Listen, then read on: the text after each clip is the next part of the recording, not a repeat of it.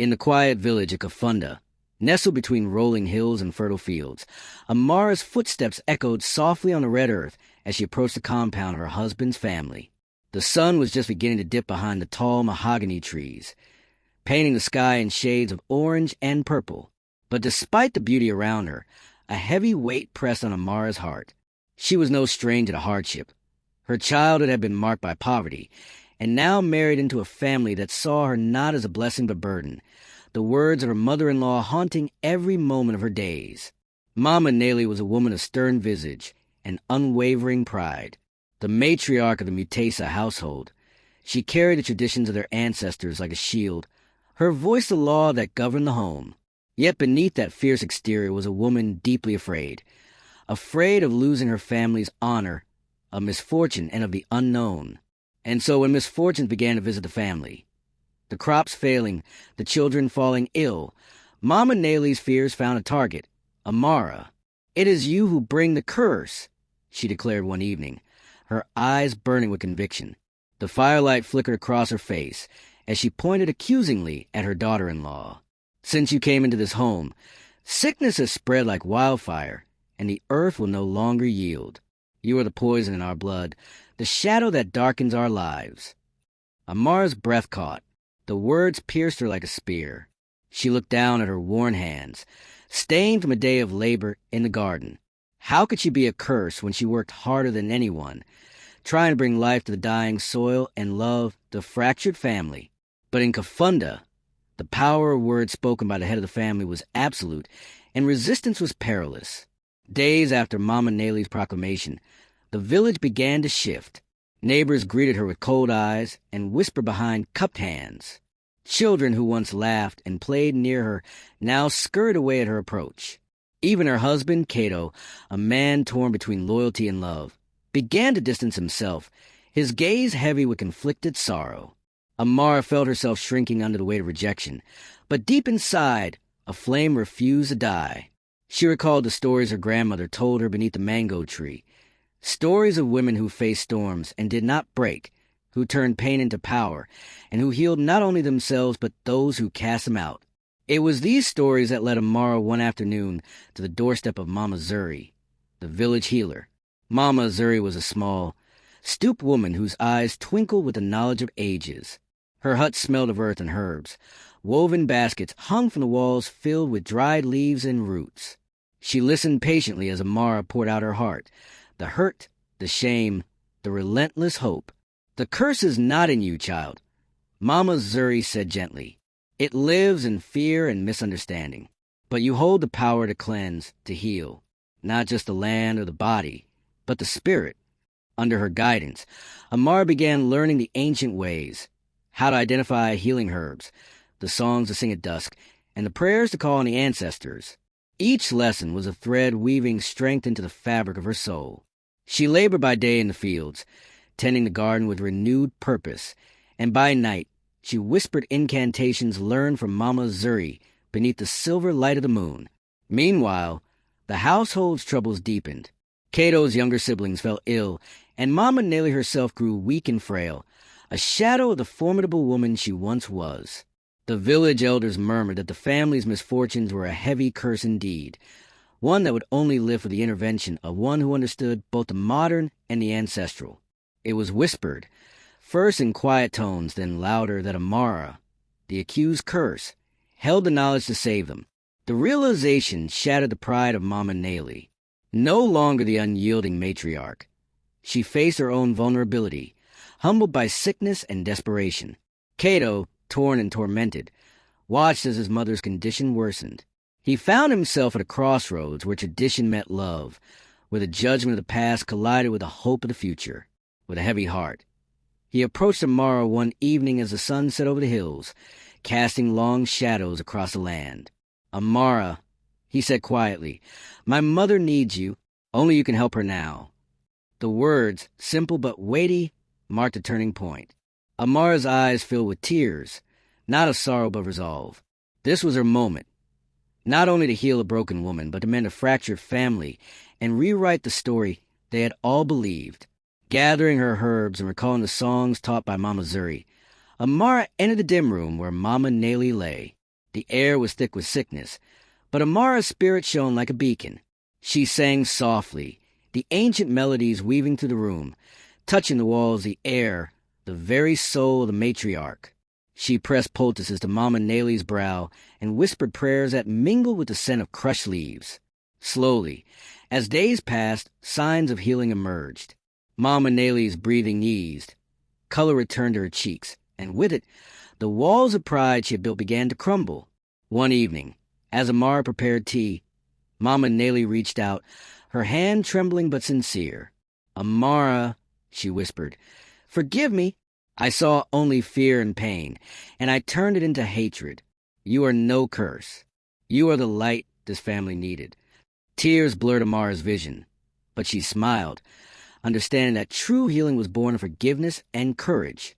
News of the miracle spread through Kafunda, and slowly the villagers' attitude shifted. Where there was once suspicion, there grew respect. Where there was distance, there was now connection. The garden flourished. The children grew strong, and the home filled with laughter once more. But most importantly, Amara had found her place. Not as a curse, but as a bridge between old and new, strength and vulnerability, love and tradition. She stood one morning by the window, watching the sun rise over the hills, her heart full of hope. The path ahead was still long and winding, but she was no longer afraid, for she had learned that the greatest power lay not in escaping the curse, but in becoming the cure. The healing of Mama Naley marked a profound shift in the household and in the village of Kafunda, where suspicion and scorn had once clouded Amara's days. Now there was a cautious respect mingling with the remnants of old doubts.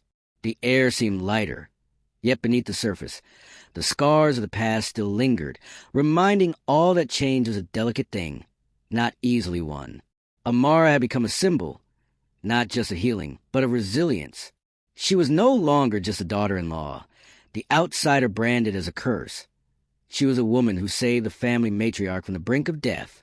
The villagers whispered her name with reverence, yet some still clung to the old fears, wary of what they could not fully understand.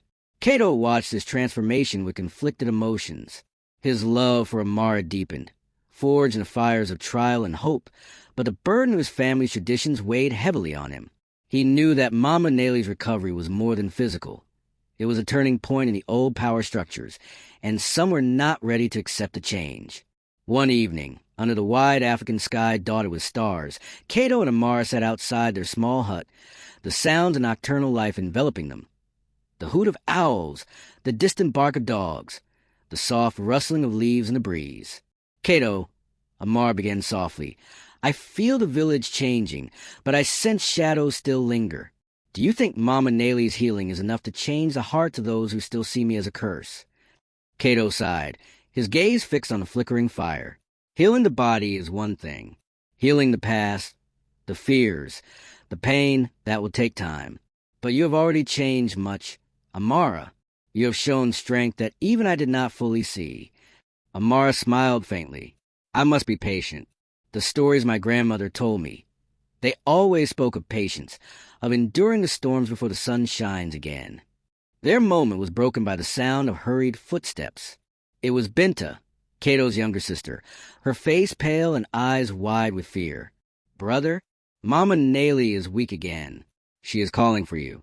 The two hurried inside to find the matriarch lying on the bed, her breast shallow, a sweat glistening on her brow despite the cool evening air.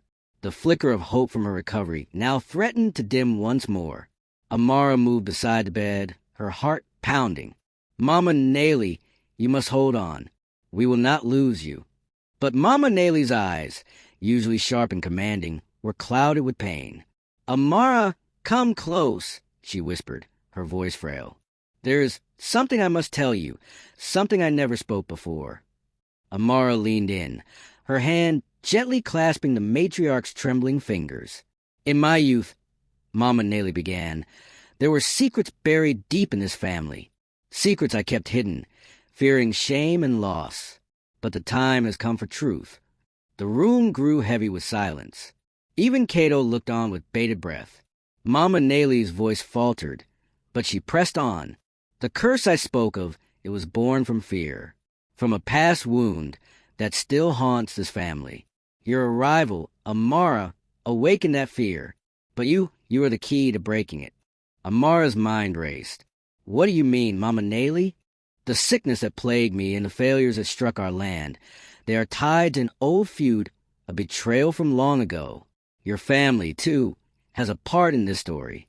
We are bound by more than marriage. We are bound by history and pain. Cato's jaw tightened. Mother, what are you saying? Mama Naley's eyes searched Amara's, filled with a mixture of regret and hope. We must heal not only the body, but the wounds of the past.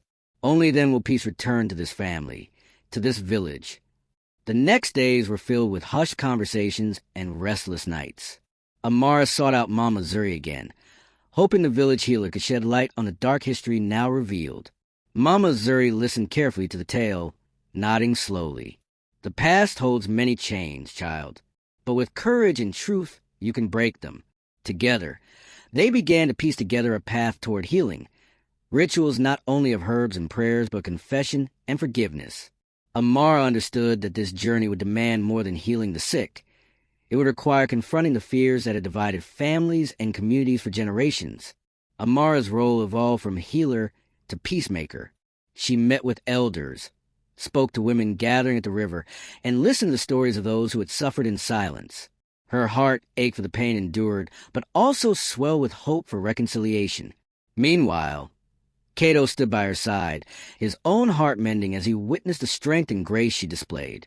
Their love, once fragile, grew into a powerful force that bound not only them but began to weave the fractured family back together. However, not all welcomed this change. Some elders whispered warnings, fearful that confronting the past would stir unrest. Others doubted Amara's intentions, clinging to the old belief that she was a curse, no matter the healing she had brought. Amara faced their skepticism with quiet dignity. She knew that true healing required time and patience, and above all, faith, not just in the spirit's traditions, but in the power of love and forgiveness. One afternoon, as the sun poured gold over the fields, Amara gathered a family and villagers for a ceremony. Under the sprawling baobab tree, the heart of the village, she spoke boldly. We are all bound by the past, by wounds that run deep. But we have the power to choose, to forgive, to heal, and to grow. Let this day mark the beginning of a new chapter for our families and our village. The gathering was solemn at first, but as Amara's words sank in, faces softened. Tears were shed, not just for pain endured, but for the hope of peace. Mama Naley, though frail, stood beside Amara, her hand reaching out in a gesture of acceptance. The villagers watched as two women, once divided by fear and suspicion, stood united. That evening, as the firelight flickered and the village sang its ancient songs, Amara felt the heavy chains of the past begin to loosen. The curse had not vanished overnight, but the promise of healing glimmered brighter than ever. She thought of her grandmother's stories once more. The women who endured storms, who became bridges between old and new, who taught that the greatest power lies in love. Amara knew the road ahead would still be difficult, filled with challenges and moments of doubt. But she was ready to walk it, carrying the strength of her ancestors, the hope of her family, and the light of a future free from the shadows of curses. The days in Kafunda settled into a rhythm that was at once familiar and new. The village had always been a place where stories shaped the very soil, where each sunrise brought whispers of the past, and every sunset folded them into the night. But now, those stories carried a different tune, one of healing, of change, and of a young woman named Amara, who was rewriting the fate that others had long decided for her. Amara moved through the village with quiet grace, her presence like a gentle breeze, stirring leaves, yet leaving no harm behind. Mothers paused their chores to watch her tend to their ailing children, and elders nodded in reluctant respect as she spoke softly of the ancient remedies and prayers she had learned from Mama Zuri. The once accused curse was becoming the healer, the teacher, and the heart of hope. Yet not all hearts were easy to win. Some men whispered behind closed doors, casting doubtful glances and questioning the place of a woman who dared to challenge traditions long held sacred. She is changing the order of things, they said, voices thick with suspicion. What will become of our ways if the young ones listen to her? But Amara's response was not in words, but in deeds. Each day, she gathered herbs from the forest, roots, leaves, and blossoms known only to the oldest healers. She prepared poultices that soothed fevers, brewed teas that calmed coughs, and taught mothers how to care for their children with a blend of knowledge old and new. Her hands, roughened by work yet gentle in their touch, brought comfort where there had been only suffering. One morning, as the golden sun filtered through the canopy of tall acacia trees, Amara walked toward the marketplace, carrying a woven basket filled with freshly picked medicinal plants. The marketplace was alive with the chatter of vendors, the scent of ripe mangoes, and the laughter of children chasing one another between stalls. The air buzzed with a sense of renewal. Juma, the village elder who had once regarded Amara with wary eyes, stood near the well, watching the bustle. He caught sight of Amara and nodded in greeting, his expression softening. "Good morning, child," he said, his voice gravelly but warm. "The village is waking to a new day, thanks in part to you." Amara smiled respectfully. "Good morning, Elder Juma." The village breathes with the strength of its people. Their exchange was interrupted by the sudden cry of a woman nearby. Amara turned to see a mother clutching her small son, his face pale and his breath shallow. Without hesitation, Amara stepped forward, gently taking the boy in her arms. "Bring him to me," she instructed calmly. The mother nodded, relief flooding her eyes as she followed Amara to a quiet corner shaded by a large baobab tree. There, Amara carefully examined the boy, noting the telltale signs of malaria, a disease that had claimed many lives in the village before. Drawing from her basket, Amara prepared a bitter tea infused with fever-reducing herbs, mixing them carefully while humming a soft chant learned from Mama Zuri. The boy's mother watched anxiously as Amara administered the medicine, whispering prayers for healing. Over the next several days, word spread that Amara had saved yet another child. The whispers of doubt began to fade, replaced by growing admiration. Women came to her seeking guidance, and even some men approached with questions about the herbs and treatments she used. Cato observed this shift with a quiet pride. He had always known the strength his wife possessed, but to see the village embrace her was a balm to his weary heart. One evening, as they sat outside their hut beneath the blanket of stars, he reached for Amara's hand. "You have brought light to more than just my family," he said softly. "You have begun to heal the soul of Kafunda itself." Amara's eyes shimmered with unshed tears. "The journey is not over, Cato. The past still lingers, and many hearts remain guarded. But every day, we take a step closer to peace." As weeks passed, Amara's role in the village grew beyond healer. She became a mediator, a bridge between generations, and a symbol of what could be achieved when fear gave way to understanding. One afternoon, as the rains threatened to fall, a gathering took place beneath the great baobab. Villagers of all ages assembled to hear Amara speak. She stood tall, draped in a beautiful dress woven with bright African patterns that shimmered in the dimming light. "Brothers and sisters," she began, her voice steady and clear. "We have seen how fear and misunderstanding can divide us, how old wounds can fester when left unspoken. But we also hold within us the power to heal." She paused, scanning the crowd. Faces that had once looked at her with suspicion now reflected hope and curiosity. "We are the children of these lands, heirs to traditions that teach us respect and unity. Let us honor our ancestors by coming together, not as divided clans, but as one family." The villagers erupted into applause, some moved to tears. Among them was Mama Naley, standing with a cane but radiating quiet strength. She stepped forward, her voice shaky but sincere. "Amara, I once called you a curse," she said, looking directly into Amara's eyes. "I was blinded by fear and pride. Today, I see you as the blessing this family and village needed." The crowd murmured their agreement, and a feeling of warmth spread through the gathering. Yet beneath the celebration, Amara knew challenges remained. Change was a river that sometimes flowed smoothly, and at other times crashed violently against the rocks. There were still those who doubted, who whispered of curses and old magic, but she would face them with the same courage that had carried her through the darkest days. In the quiet moments after the gathering, Amara sat with Mama Zuri, the old healer who had guided her from the beginning. "You have done well, child," Mama Zuri said, placing a wrinkled hand over Amara's. "But remember, healing is a lifelong path. You must care not only for the body, but for the soul of the village. Amara nodded, feeling the weight of the responsibility settle upon her shoulders. But alongside it was a fierce determination, a fire kindled by love, hope, and the unyielding spirit of her ancestors. As the rains finally fell, soaking the thirsty earth, Amara stood outside her hut, feeling the droplets kiss her skin. The land was alive again, and so was she. The curse that had once threatened to destroy her was now the very force she transformed into healing. And in that transformation lay the promise of a new dawn for Kafunda, one where love conquered fear, and where every soul had the chance to bloom. The seasons in Kafunda turned like the pages of an ancient book, each chapter marked by both struggle and renewal.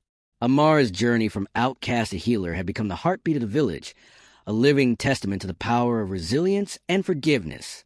Yet, even as the sun warmed the earth and new crops took root, old fears lingered, like shadows clinging to the edges of light. One morning, as the first bird song echoed across the fields, a messenger arrived, breathless and urgent. He brought news from a neighboring village. Illness was spreading rapidly, and the people were desperate for help. Without hesitation, Amara prepared to leave, knowing that her knowledge could save lives beyond her own home. Cato stood beside her, pride and worry mingling in his gaze. "Be careful," he said softly. "You carry the hopes of many." Amara smiled, a steady flame of purpose burning in her eyes. "We are all connected, Cato. Healing one's soul heals the world." The journey to the neighboring village was long and arduous, winding through dense forests and crossing rivers swollen by the rains. But Amara's resolve never wavered. Upon arrival, she found a community gripped by fear, their faces pale, their spirits battered by loss. She worked tirelessly, treating the sick with herbs and prayers, teaching mothers how to care for their children, and encouraging the villagers to come together in hope rather than despair. Slowly, the tide began to turn. News of her deeds traveled back to Kafunda, filling the hearts of those she left behind with pride and admiration. Mama Naley, now strong and wise, gathered the family to celebrate Amara's courage and the new legacy she was building. "It is not only the body you heal," Mama Naley said, her voice steady with gratitude. "You mend the soul of our people and our future." Back in Kafunda, Amara returned to a hero's welcome. The villagers' faces shone with respect and affection, their hands reaching out to touch the woman who had once been called a curse. Yet, Amara remained humble. She knew the journey of healing was never complete. It was a river that flowed endlessly, sometimes calm, sometimes fierce, but always moving forward. Together with Cato, Mama Naley, and Mama Zuri, she continued to nurture the village, planting seeds not just in the soil, but in hearts and minds. And as the sun set behind the hills, casting a golden glow over the land, Amara stood tall, a symbol of hope born from hardship, proof that even the darkest curses could be transformed into the brightest blessings.